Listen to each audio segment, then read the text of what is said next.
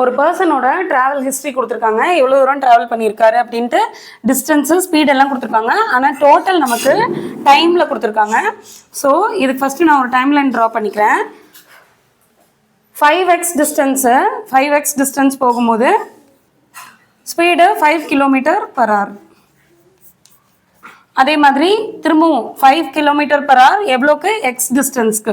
X distance போகும்போது 5 km/h.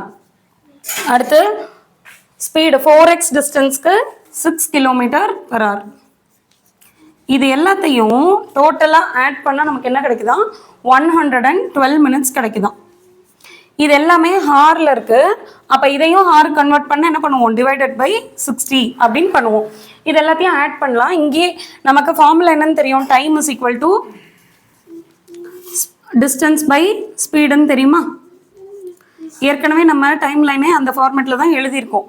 அப்போ இங்கேயே நான் அதை ஃப்ராக்ஷனாக கன்சிடர் பண்ணி 5x/5, x/5, 4x/6 அப்படிங்கிறத கன்சிடர் பண்ணி கேன்சல் பண்ணுறதெல்லாம் பண்ணி இங்கேயே சிம்பிளிஃபை பண்ணிடுறேன்.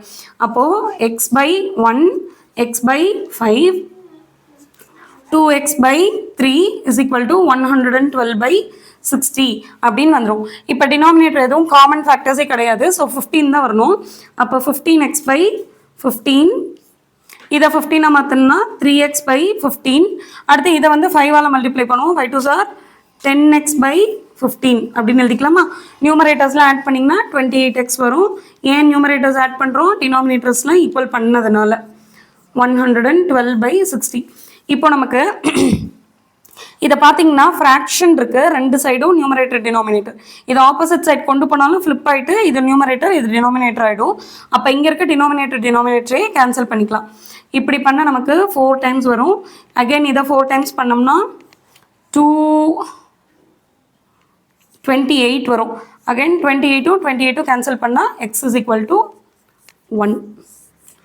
x is equal to 1 அப்படின்னா டிஸ்டன்ஸ் பாருங்கள் 5x, x 4x. அப்போ 5x + x + 4x எல்லா இடத்துலையும் 1 தான் போட போகிறோம். 5 + 1 + 4 10 km டோட்டலாக ட்ராவல் பண்ணியிருக்காரு.